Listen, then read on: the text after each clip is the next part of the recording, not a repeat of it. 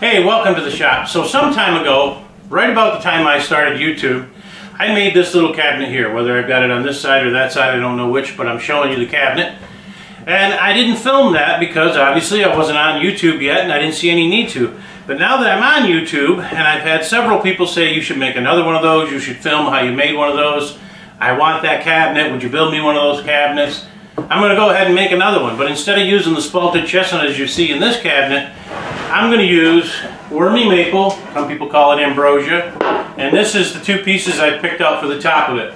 Basically one board that I rotated around 180, 90, 75, 42 degrees until I have the two center white portions together. It almost looks a little bit like a book bench. So stick with me, let's get started. Let's make this wine and liquor cabinet. Yep, I'm going to use biscuits. This is my dad's biscuit joiner, and every time I use it I think about him, so we're going to put it to use on this table. Now I like it so that my biscuits are dead center, if I can anyway. This board is 1 inch thick, and I've left it full thickness for now. If I have to plane it off, I'll use the CNC to flatten it out, but just so happens that these little shims I've got, if I attach them to the joiner, no, how about the biscuit joiner? Here and here, it raises the bed up so I can still use the table and hit dead center 1/2 inch. CA glue to the rescue. And run a double check test before we do this and get too upset. Right on the money. Right on the money. Now I've made this 42 inches, it only needs to be 36. I did that so I can clean things up and true things around, so we're going to put the first biscuit in back a little bit, marking them about every 6 inches. I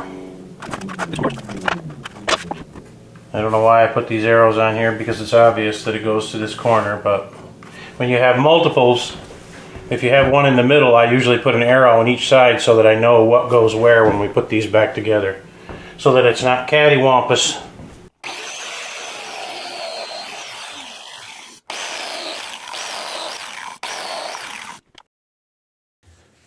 So those of you that haven't figured it out yet, those unistruts make perfect calls.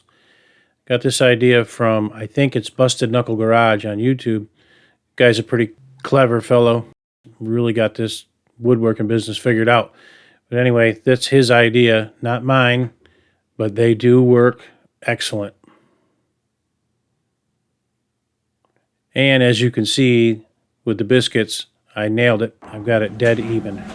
Wanted to show you something, an advantage to having a shop that's narrow or smaller. I know a lot of people are drooling over these monstrously big shops like the one in upstate New York that a guy has. That it's an incredible shop, he's got every tool in the world, but there's one thing about a small shop that's handy. If you have your pieces strategically laid out, your benches, you can use things to your advantage so that you don't have to do so much lifting. You see, I have it on that bench. My miter saw is right over here. I can just simply spin it around and it's up on the miter saw. And now we do the inevitable stress me out dance. The stress me out dance, we're trying to figure out which way is the best way to put these things together. Do I want this dark stripe in the center? Do I want it like this? 2 fingers. Do I want it like this? If you're wondering why everything is sliding around on here so nice, it's because of wax on my bench. Always wax your bench, it makes things move easier, makes the glue not stick.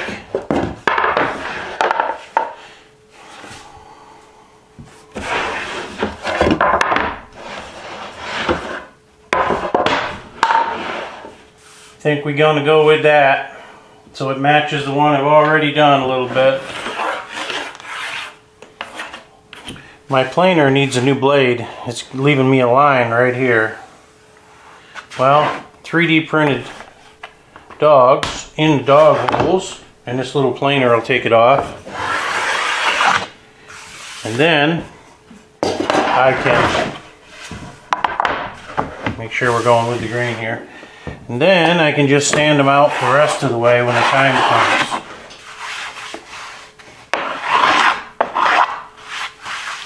Some of y'all might be wondering what this groove right here is. What's it for in my bench? Let me show you what it's for. Oh, that one got by. That one didn't. That one didn't. And that didn't.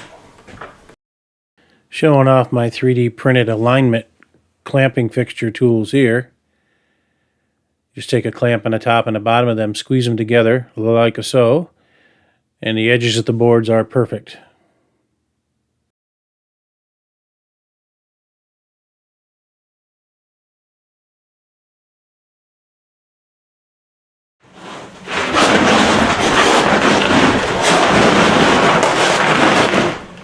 That thing was a bear to drag in here. Get it? Bear. You know, I always forget to mention that we do have a website, and we do sell things on that website, and that website is Hinkleshop.com. And having said that, this cabinet will be on that website, and it'll be for sale on there, or a version of this. This one's obviously going to a very special person, my sister. And here we have my plywood cutting grid table. I'll show this in another video. This came from the Workshop Companion. Get a lot of ideas from YouTube, folks. YouTube University. But that thing works like, well, I won't say that on YouTube. It works incredible.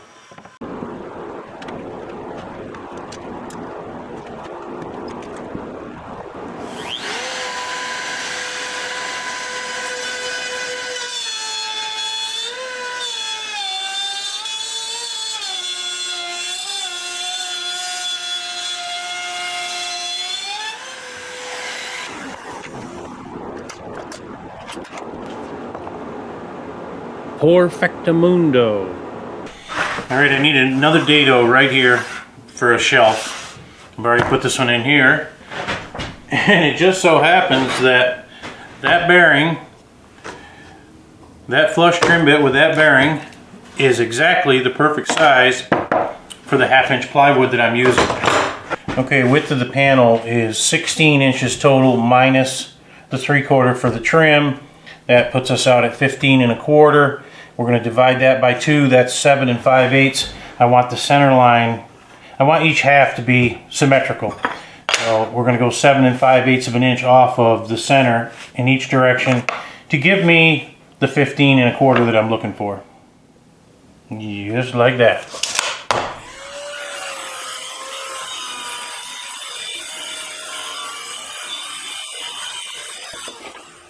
Now you may not have caught that, but I just saw that in this video. Atlas opened that door and left on his own. Well, you can't get good help nowadays.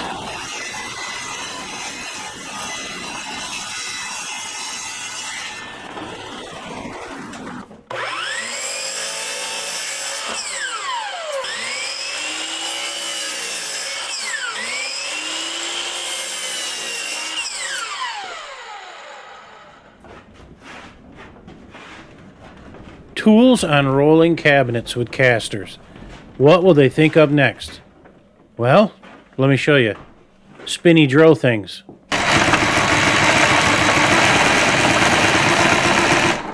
Check it out. Snow blowing all over my clamp cart because a dummy doesn't put a vacuum hose on it. I only ran it through twice before I caught it.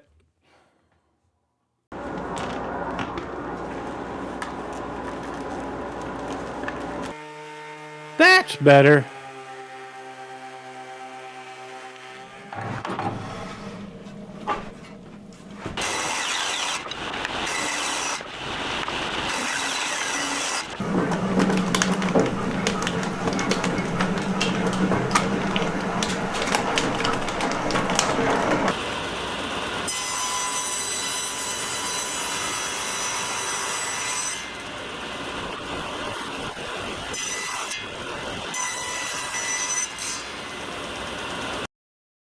So this is the base. It's going to go on around the bottom of it, the foot, if you will. I'm using that Japanese square to line up the joint and make sure that everything's exactly the right width. And I put the line on the wrong side the first time, and then I realized what I had done. But as you can see, that joint's pretty tight.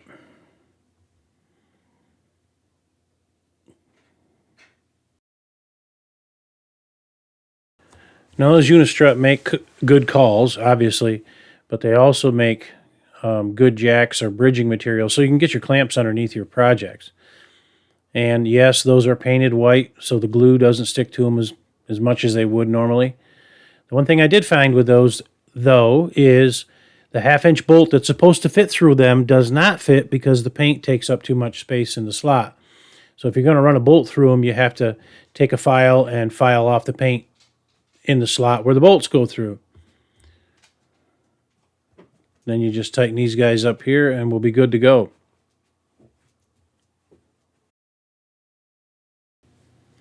Pretty straightforward stuff here. Pretty generic assembly. Putting the glue or the goop inside those two dados.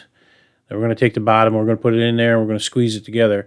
Once I get it in position, I'll take some corner clamps or some corner braces to make sure that it stays square. You'll see that here in just a second. We'll pop it up and put those under them, or on that bottom, I should say. There they are right there. They came off the Emu store, and they work just as well as the other ones that you can find at the Jungle store. So I highly recommend you get yourself a set of those if you're going to do any cabinet work or anything where you're trying to hold something square, because, man, they make it easy.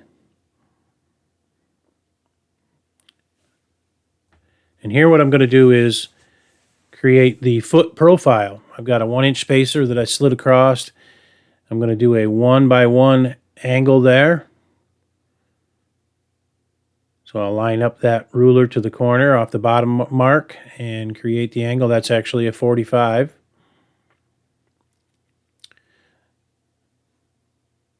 And we'll cut away where the X's are.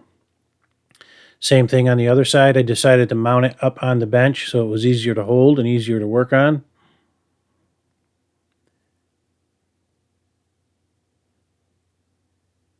Cutting it out where the X's go.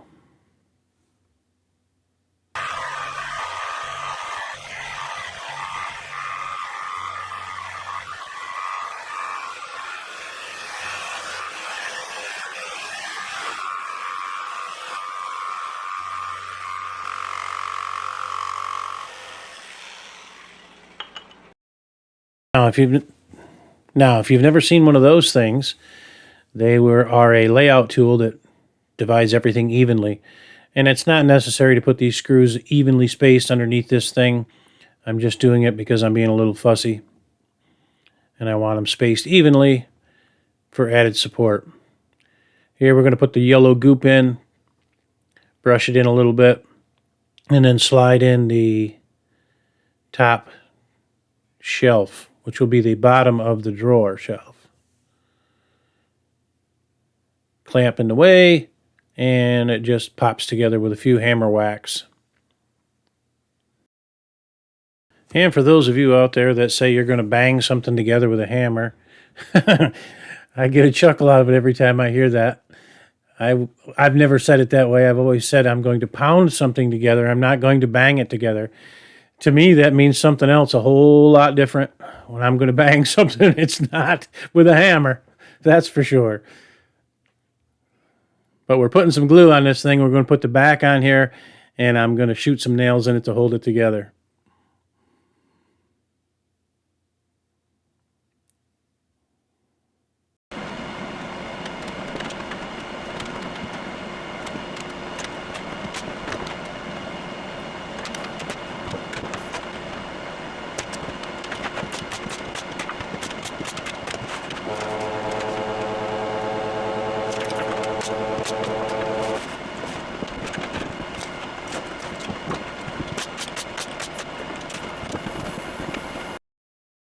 And we're going to use every tool in the toolbox on this one. We've got a pocket hole jig there that we're going to use. These things do work good for face frame.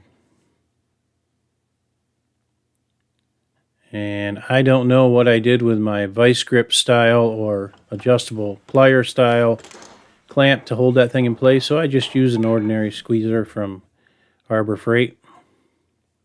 A little glue on the end grain here, more than necessary probably, but it is end grain. And obviously we're going to throw a screw in there, so the screw is going to do a considerable amount of the work. But we'll line her all up, put a clamp on it to hold it in place. Then I'll drive in some of them pocket hole screws, and it'll be in like Flynn.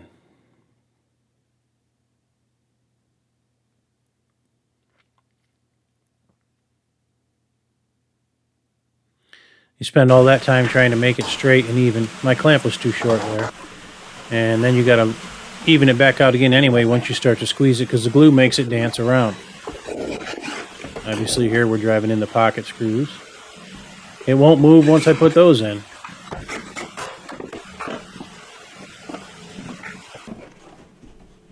Now what you're looking at there is the back flexing away from that shelf, and I did not like it, so I'm going to force some glue down inside there, and then I'm going to take a wedge.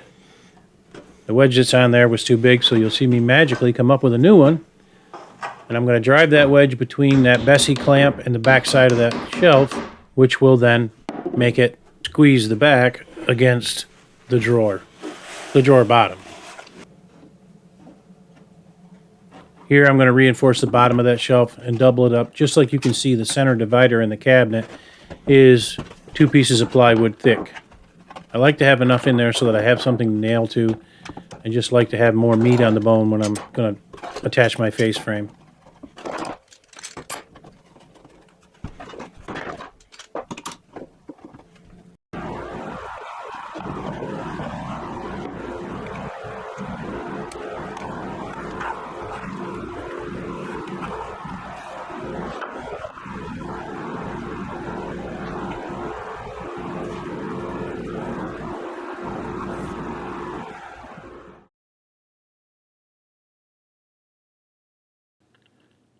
Now, a smart person would have put those boxes in place before he set the cabinet on the ground. But as you can see, I'm not that smart. So we're going to play the kick it over with your feet deal. What's the point of those boxes, you ask? It's so that I can lay the face frame pieces on the top of there and they won't keep falling off. That way I don't have to clamp anything in place. I can just set it there, make my marks, etc., and do what I need to. Look, Ma, no hands.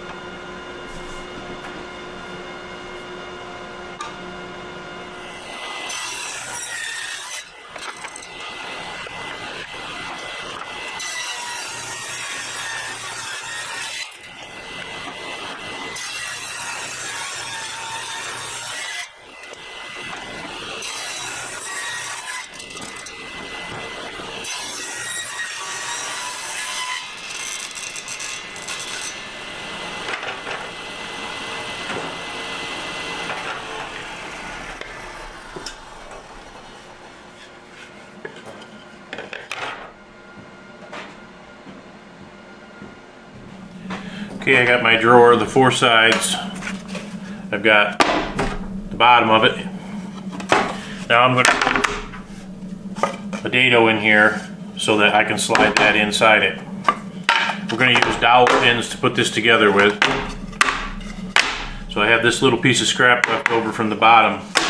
Pretty simple. I'm going to roll this up till it just clears that. That's about how deep I'm going. Bigger than 1/4 of an inch, or actually the width of this, thickness of this. And we're going to bring this fence over.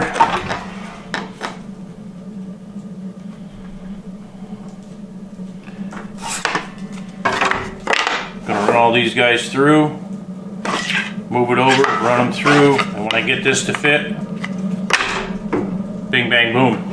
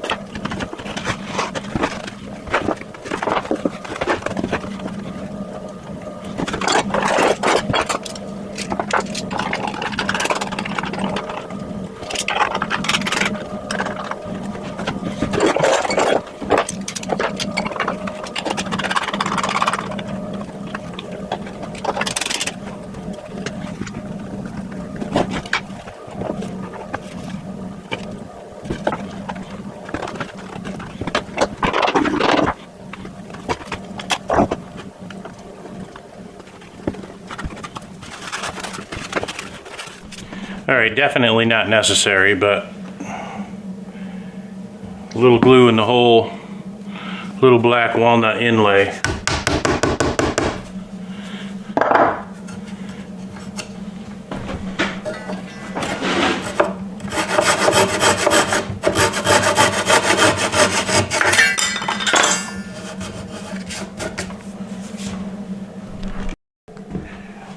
Wine bottle holders. 2 inch, 2 inch, 2 inch, 2 inch. Drag your line. I want the first one 2 inches in from each end. I'm going to take this, spread it out, line up one there. I want 4 bottles. 1, 2, 3, 4th bottle. Line that up with the other mark at 2 inches. Hold it down, and one there, there. Drill a 1 inch hole, bing bang boom, bing bang boom, bing bang boom, bing bang boom. Cut it with the table saw. Each half becomes a wine bottle neck holder. Just remember when you're bing bang booming those holes not to drill the ones down the center line of the board, or you will mess it up. And I did that. You need the flat bottom on 2 sides, holes on the tops. I went right down through the middle, all 4 lines, so I had Swiss cheese.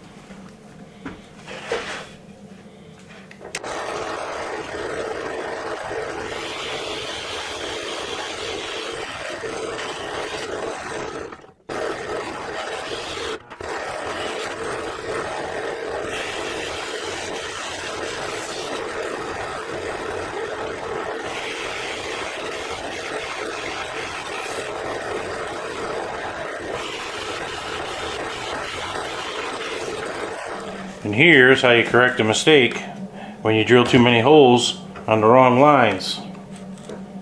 Bring that into there. We're going to squeeze it here.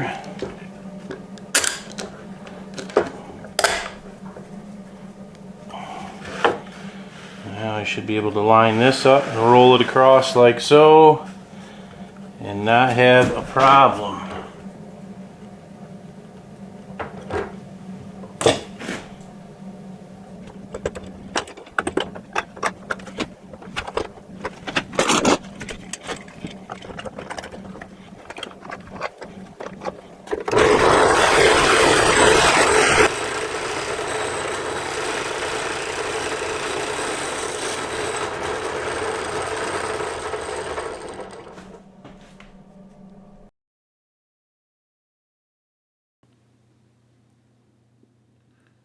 Couple of holes, and yes, those are bamboo skewers. They are super strong for the size of them and easy to work with.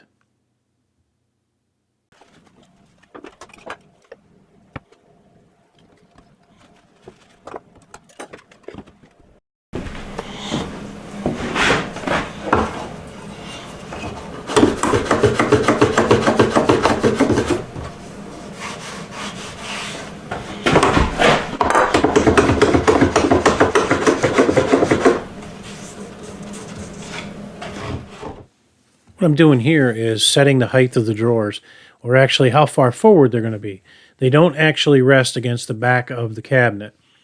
And I've got that little ruler with the stop on it set up so that I can pull the drawer up to the edge, hit the bottom of the ruler, mark it with the pencil, and rock and roll on the other side.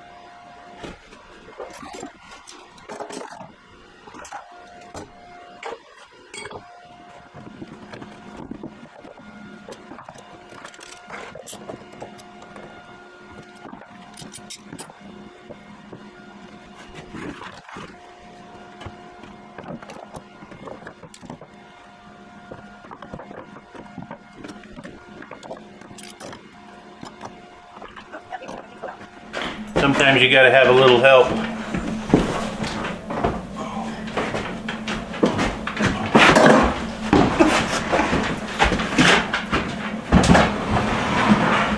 Like that.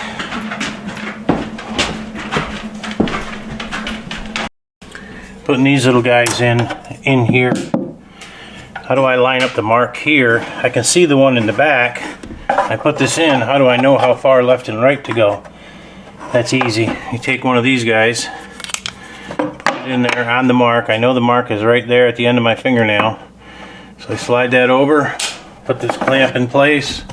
Then I can put it in the back and align it up in the back and slide this over and hit the edge of the square. And I know I've got it straight. Let's try it. Don't drink coffee when you're putting this on there.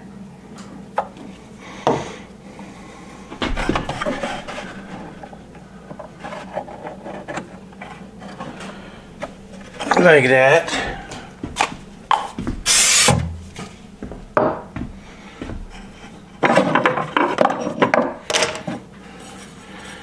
Second burst, same as the first on the other side. Now here's as good a spot as any. If you've made it this far into the video, I really appreciate it. If anything in this video has offered you some value, if maybe a laugh, or if you just think I've earned it, please subscribe to the channel. It helps us grow. Give us a like, share, and subscribe. Tell your friends about the channel. Again, don't forget Hinkleshop.com. You can check out this cabinet. We're going to start putting a lot more stuff on there, guys.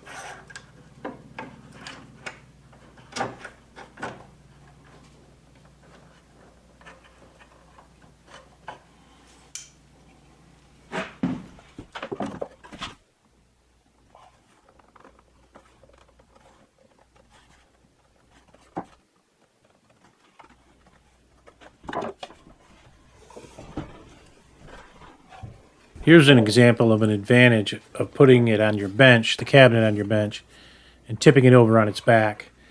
I don't have to hold anything in place, nothing falls over, nothing falls off the shelf. Putting a little bead of quick, fast, in a hurry there, and then quicker, even faster, in a hurrier there with some CA glue. And we're going to put the face frame on that drawer. Apply a little quicker, faster, faster, faster juice. Adjust the drawer a little bit and stick it down. We're going to weight it in place with some heavy plates. The plates you're going to see me put on here, they're about 12 pounds, 10 pounds a piece. So they work good as a clamp. And they work good to give you black and blue fingers if you're not careful. Fingernails.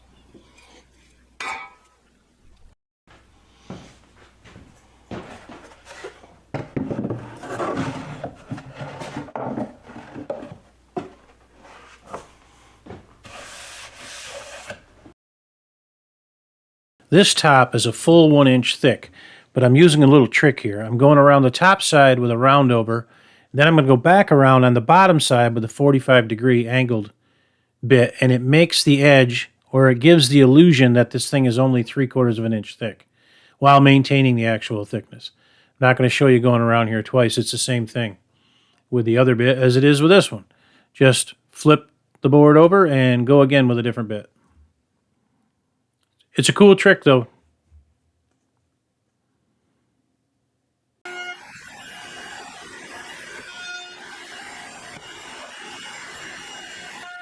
There is no way you're going to put a screwdriver inside that drawer and turn it to hold the top down. My arm is too thick. I can't reach in between the top of the face frame and the bottom of the drawer. So we drill a little sneaky hole here for these figure 8 washers. In a little bit here, you're going to be able to see what I'm going to do. I'm going to run a screwdriver through the bottom of the cabinet up through, and I'll be able to turn those screws.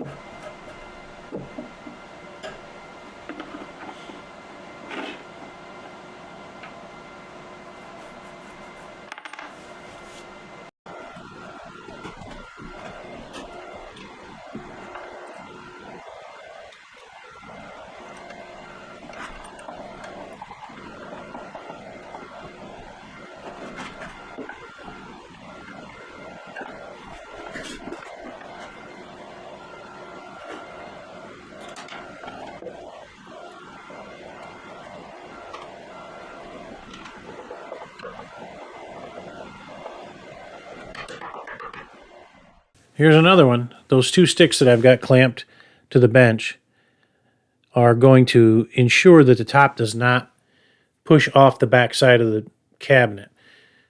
In other words, when I push the cabinet up against the wall, the top will be flush with the back of the cabinet and flush with the wall like this. Hits those 2 stops, I know the cabinet and the top are absolutely flush and parallel smooth.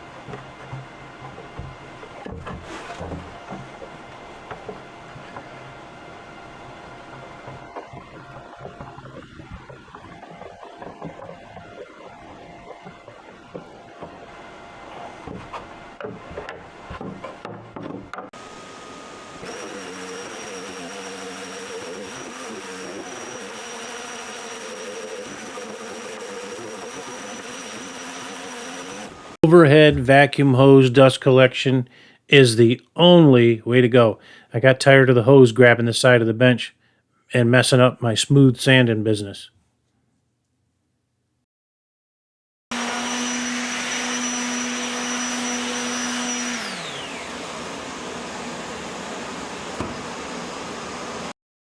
Super close up. Do I have something in my teeth? And what the halcyon is going on the top of this?